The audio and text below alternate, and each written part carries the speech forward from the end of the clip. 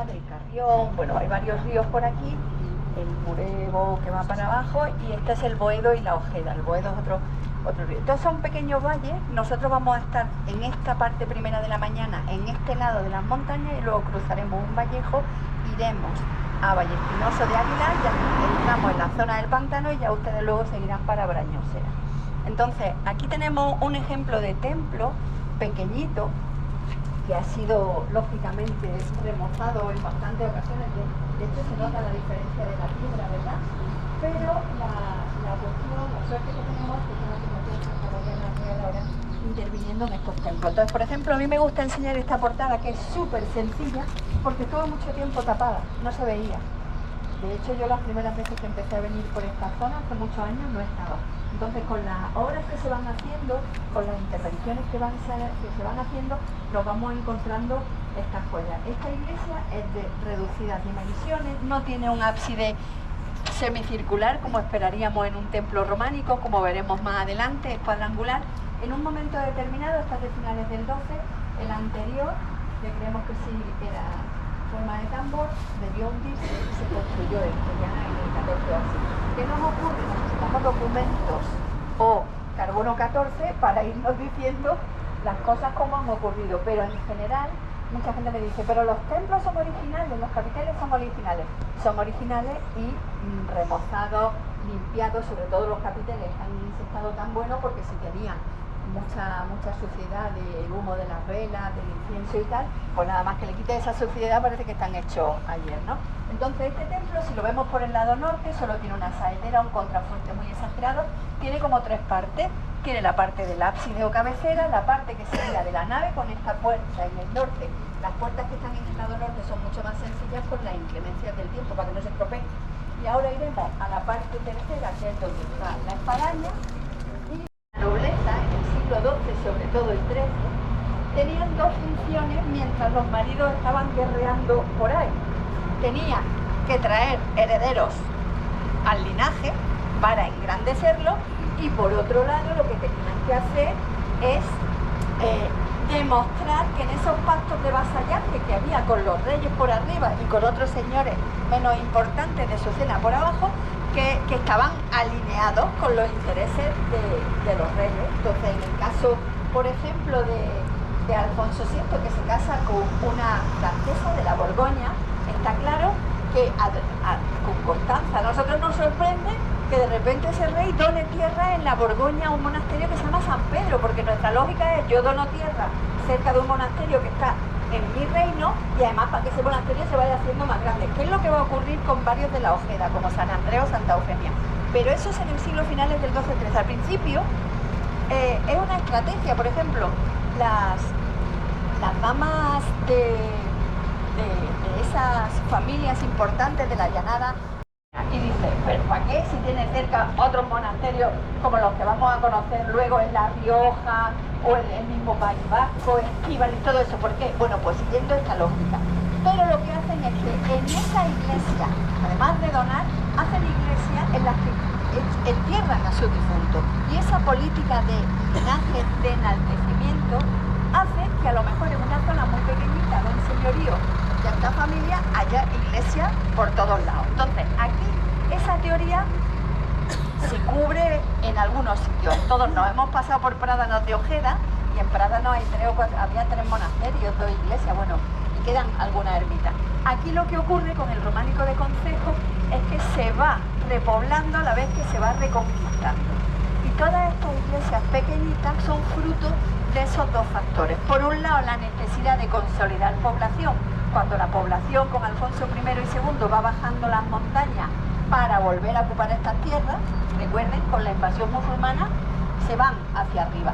Pues no solo necesitan labrar la tierra, sino que necesitan establecerse, y la religión era muy importante. Quien decía que llevaban estos foramontanos, llevaban pues una azada, un azadón, el jergón, la campana, la cruz y el cáliz. Es decir, iban acompañados esos primero foramontanos que se vuelven a establecer y que por el sistema de presura van a ser propietarios de sus propias tierras y casi hombres y mujeres libres, pues se van asentando en toda esta zona y van aprovechando los cauces de los ríos, la cuenca del Ebro primero, la del Duero, y así a medida que van bajando se van asentando, con lo cual es normal que en estos pequeños pueblos, que son de repoblación, haya iglesias, porque quizás una o dos de esas familias que acompañan a los foramontanos tienen más posible decir en establecerlas.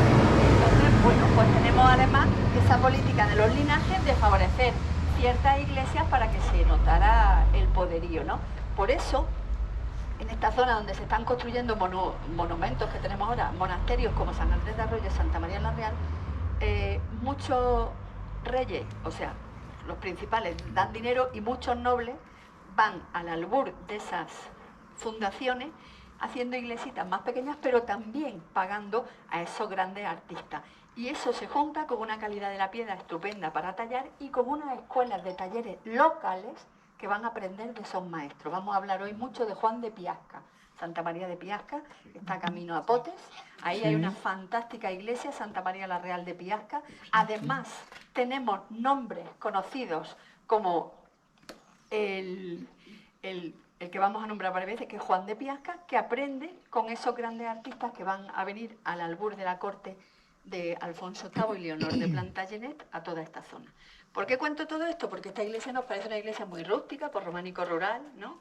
E incluso los canecillos son muy simples, los de esta parte, pero a medida que vayamos avanzando, pues va avanzando la riqueza de la construcción. Aquí todavía tenemos un templo que, siendo el final del románico, si viéramos dentro, veríamos que ya se ve algo gótico con las bóvedas, pero yo siempre digo que no nos acostamos al románico y nos levantamos gótico.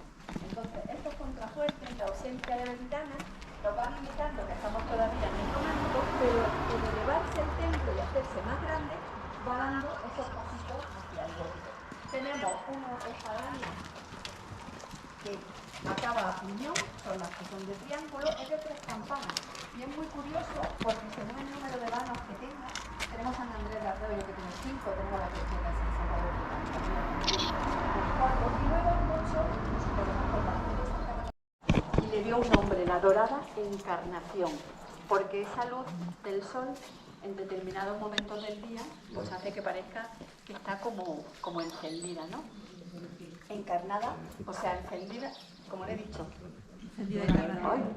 Y otros dicen dorada encarnación, pero sobre todo quiero que se fijen en ese... ¿Qué ocurre con la piedra? Pues normalmente en esta zona de aquí vamos a ver casi todo con esta... Es una calcarerita, una tierra doradita. Luego de vez en cuando en las reconstrucciones ya se ha utilizado, ven esa piedra más grisácea. Esa viene del otro lado, de donde vamos a ir a Valle Espinoso, ¿no? Pero lo importante es que tenemos una portada meridional magnífica, como les he dicho, las que están al sur, que solían ser donde en los templos que tenían, que eran parte de un monasterio, estaban las dependencias. La sur suele ser la más bonita, la más trabajada, la más cuidada. Aquí tenemos el modelo que se va a repetir en las iglesias románicas de la zona.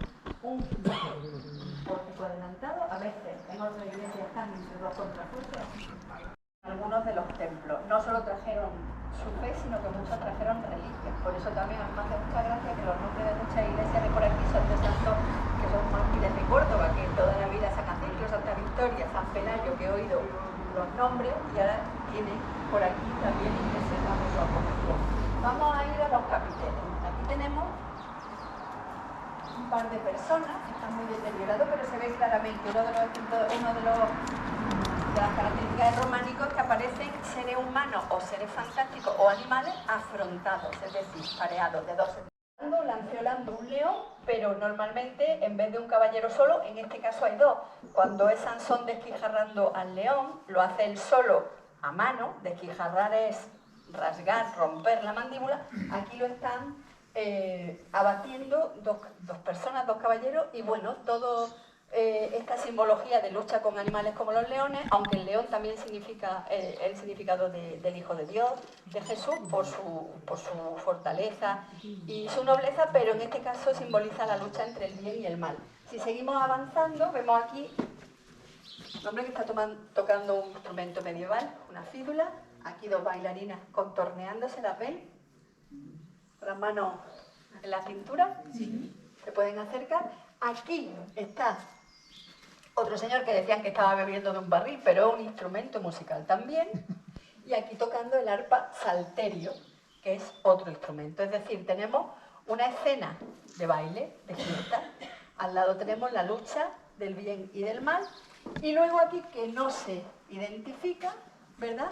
Hay otro personaje, ¿lo ven? Sí. Se ven los pies, pero no podemos identificar. Quiero que se fijen. Pero ya sabe lo que hay, ya sabe lo que hay y la jugada.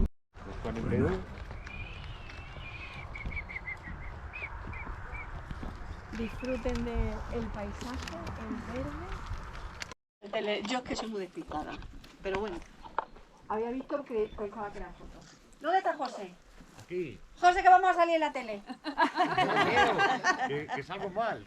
Se esconde. Vaya por Dios, siempre nos repartimos y él hace el interior y yo el exterior. Bueno, venga. Ale, valiente. Bueno, él nos da la bienvenida. Estamos en la ermita de San Pelayo en Perazanca. Lo he dicho antes porque quería decirlo aquí y luego repetiremos allí que estamos, entre otras cosas, aparte de en el término municipal de Perazancas, las Piedras Anchas, ¿verdad? Estamos en pleno camino lebaniego castellano. Igual que el camino lebaniego va desde la zona de la costa hasta Potes, hay un camino que desde Palencia, desde la catedral, paralelo al canal de Castilla, hasta más o menos Herrera o por ahí, y viene luego hacia acá. Entonces, pues estamos en pleno camino lebaniego, pero además estamos en el Valle de la Ojeda, que ya les dije que Alfonso VI, del que hablaremos un poquito aquí, y a Alfonso VIII pues les gustaba venir mucho. Es la transición de la montaña al llano y está cruzado por muchos caminos, no solo este lebaniego, sino también por caminos de romanos. En esta zona había quintanas, que son granjas romanas que están documentadas y que algunas son el origen de algunas poblaciones, y hacia la zona de León, por la Peña, que son las montañas que hemos estado viendo todo el tiempo, pues también cruzaban varias calzadas secundarias, podríamos decir. La principal iría por donde va ahora la autovía, que es la ruta o calzada de los Blendios, que va hasta Portus Blendius, que es Suances, desde Pisoraca. Y luego hay algunas que desde Osorno, por ejemplo, hay una que iba a Astúrica Augusta, que es Astorga, y luego van cruzándose los caminos de los cántabros con los caminos de los romanos, y también había una cañada real, un camino real que pasaba por aquí cerca. Este año hemos vuelto a tener ovejas trashumantes, llevamos varios años, han pasado por Cervera, ¿verdad? ¿Y por dónde han bajado después de Cervera? Este año por aquí no han venido. Por aquí no han venido, pero sí que han estado en San Salvador de Cantamuda, en la zona de Barruelo y Brañosera también, y por Cervera pasaron después de Naturcil, hace 2 semanas o 3. Entonces vuelve a haber rebaños trashumantes por esta zona. Y entonces ahora le dejo que haga los honores a José, que es la persona que está pendiente de abrirnos las iglesias, tanto la de con otro compañero, tanto la de la Asunción, que al final hemos decidido dónde está. Hemos decidido ver despacito estas 3, ¿no? Para, como luego tienen que llegar a Brañosera, y así tienen que volver otra vez a ver la que se queda en el pueblo. Así que todos tuyos. Todo mío, va a pasar un poco nervio porque tú cada vez que vienes me pones más nervioso que tú. Pues olvídate que estoy. Digo que estamos en la ermita de San Pelayo de Perazanca. Más fuerte, que va sin coche. O nos acercamos más. Nos acercamos más, ¿sí? La joya del románico, digo, porque tiene aquí estos capiteles mozárabes del siglo X, siglo X con el eje de medio punto. Estos debieron venir de otro templo anterior. De otro convento, ¿no? De otro sitio. Vamos a verlo por dentro. Sabemos que entre el 10 y el 12 toda esta zona, ya les dije, está cuajada de pequeños monasterios. Ah, sí, mira, oye.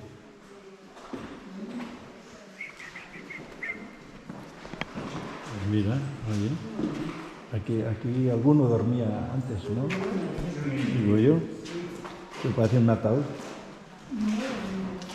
Ah, mira, qué chulo, ¿no?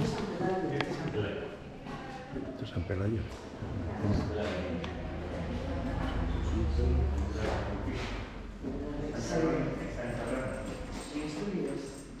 ¿Dice misa alguna vez aquí en alguna fiesta? Y es un poco.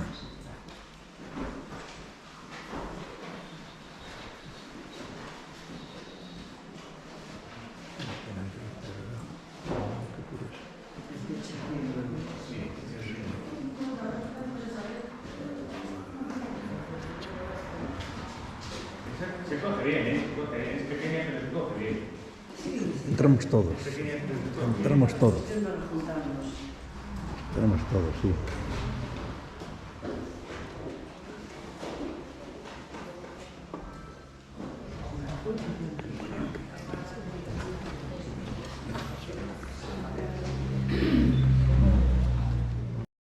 Ahí en la ventana tenemos un dragón al lado. Sí. ¿Está todo? Yo creo que sí. Hombre, lo dice siempre bien, siempre está con las cosas, lo dice estupendamente. Sí. ¿Cuál?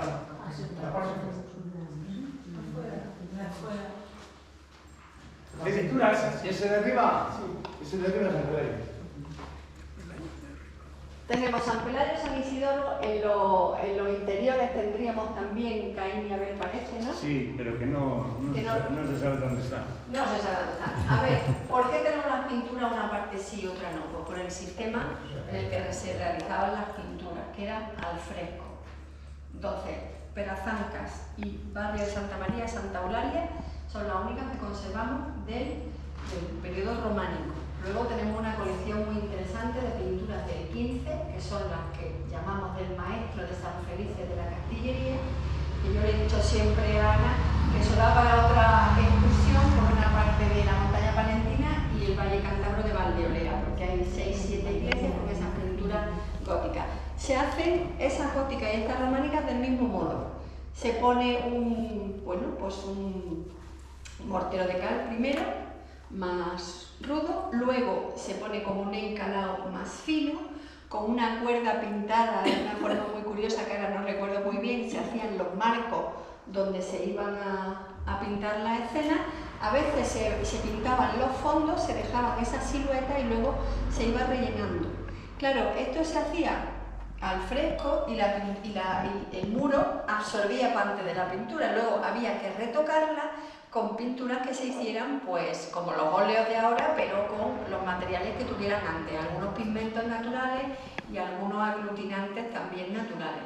¿Qué ocurre? Que luego, al paso de los siglos, esas pinturas se cubrieron, se taparon. Hay quien dice que se encalaban las iglesias por tema de higiene, porque en muchas había tumbas, pero hay quien dice también que simplemente las paredes así como de piedra les parecían como demasiado sencillas, lo encalaban y tienen que tener en cuenta que la mayoría de estos templos estaban pintados íntegramente, no solo la cabecera, sino como en esos templos góticos que les digo, también había color en las paredes y por supuesto en las portadas. En algunas todavía se pueden percibir restos de esos colores. Es verdad que aquí tenemos una iglesia que tendría cierta influencia quien la realizara, como hemos dicho, entre otros, el rey que aparece recordado, porque los colores a veces se obtenían más fáciles los que eran de pigmentos naturales, rojizos, amarillos, dorados,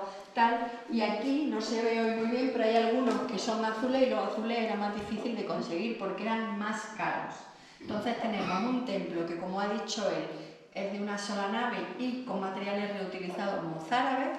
Tiene un amago de presbiterio, sabemos que en los templos, y en los actuales lo tenemos, el altar, la parte del altar, sea con ábsides, con girola, de ambulatorio o cuadrangular, el altar, a veces nos han fijado que tiene unas escaleritas y tiene delante como una zona rectangular o cuadrada, le llamamos el presbiterio.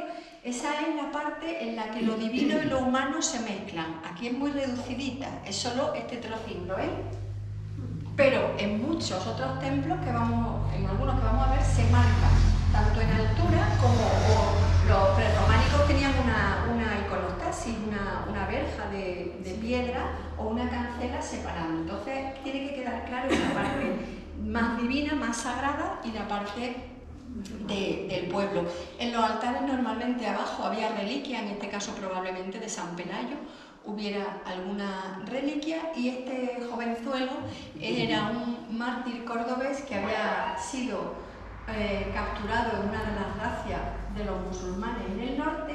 Era sobrino, el que habían capturado era al tío de Pelayo, que era el obispo importante, pero hicieron un cambalache. Los ricos siempre tienen la forma de librarse, entonces mandaron al sobrino, que era muy bueno, muy santo, muy guapo y muy de todo, y tuvo una mala suerte. Cuenta la leyenda que el mismísimo califa se enamoró de él, porque sabemos que en esos reinos, en el califato, la homosexualidad no se tenía mal vista como en los reinos cristianos. Entonces pretendió algo el califa, y Pelayo, que era tan bueno, tan santo, tan cristiano y tan de todo, eso le pareció fatal y dijo que no es.